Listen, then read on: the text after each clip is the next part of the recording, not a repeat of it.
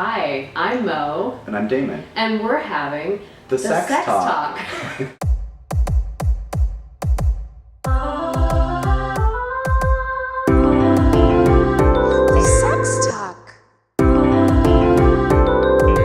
The Sex Talk.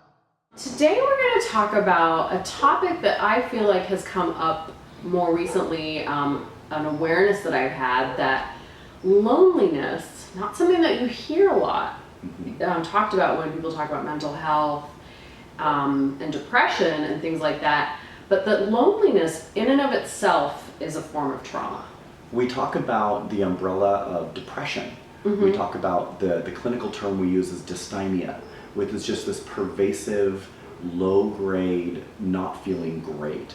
Sadness, not really wanting to engage with others, and what we don't talk about is the concept of just a singular entity being lonely. Loneliness can be something that builds over a period of time. Maybe you've isolated yourself for some reason. Maybe there was a previous trauma that caused you to want to shut yourself off from other people. Maybe something happened where there was a life shift and now there's a hole in your life where there was more stuff going on, or maybe just over a period of time you got busy with work, or you got busy with something else and you haven't had a lot of interaction, and this loneliness, which we're maybe not 100% aware of, builds. Yeah, it can kind of be insidious. It can kind of creep in and you don't even know it's there until you're sitting alone and going, I'm not happy. Yeah. And as Mo had mentioned, it can be really subtle. It can be something that we don't really identify with and don't really know where it comes from. What I have typically seen, it comes from something happening, like an environmental change, an ending of a relationship, a move to a new city, a change in a job, which can lead to a change in patterns of behavior, which will lead to a gap in your day or your evening. Right. You end up sitting there, not really sure what to do. Anytime you get on your phone, anytime you're on your computer or sitting at home, in the safety, the confines of your own little bubble, you're still getting a constant feed of people doing something, of being busy, of interacting socially, or gallivanting about the world. Right, doing things, being alive, being out in the world, and you're sitting at home. Yeah, and you start to do your my life choices, what has led me to this. Right. Yeah, all of this like spiraling. I call that spiraling down the rabbit hole. Catastrophizing. Yeah. Snowballing. Yes. Not in a sexual way. So it can be a real challenge for people to acknowledge that there is a validity to loneliness, and it doesn't have to be negative.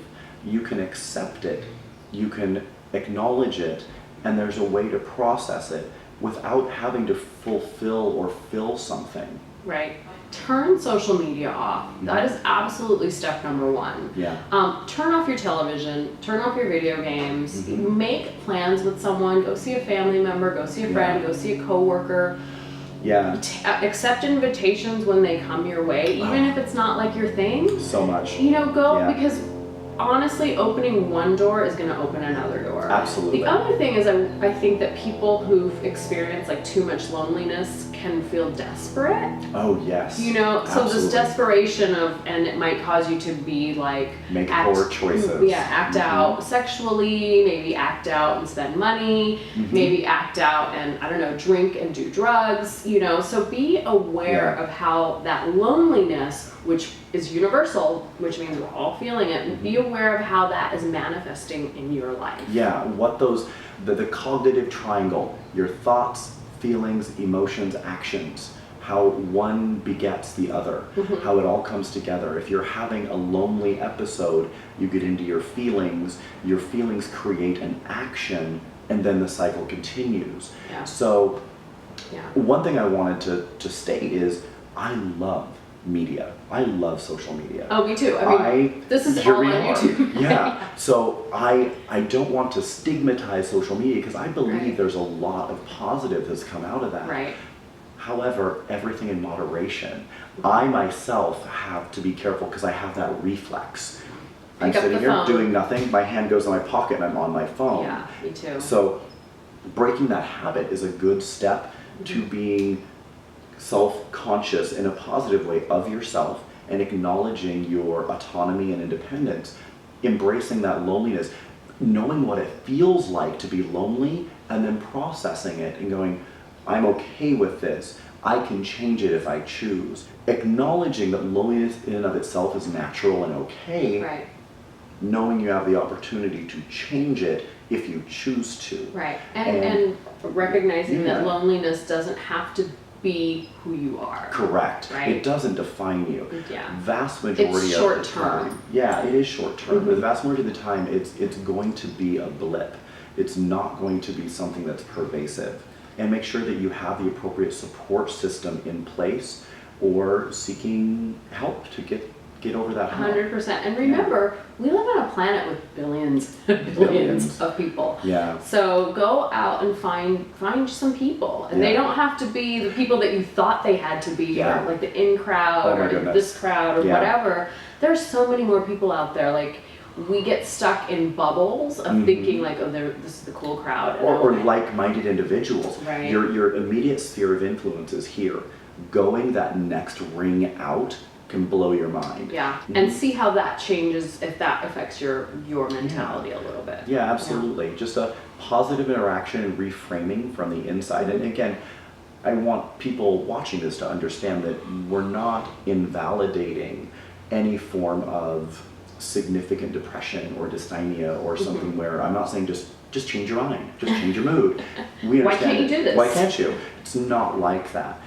However, there's a These are just some acknowledgement. tips and ideas that we think Yeah. can be helpful. And just to remind you that loneliness is a form of trauma and it can lead to long-term other sort of psychological maladies and dysfunctions. Yeah. So take care of yourself and do what you need to do. Not to necessarily fight that loneliness, but to accept that as part of sort of Yeah. like the human struggle. Absolutely. You're a very diverse human. You're going to experience all the emotions. Yeah. Loneliness is valid. You don't have to squash it. You can simply recognize it and find ways to maneuver and make it part of you in a positive manner. Yeah, embrace it. Embrace it. Embrace your loneliness. You'll be fine. Just do it. Just do it. And I think that was the sex talk.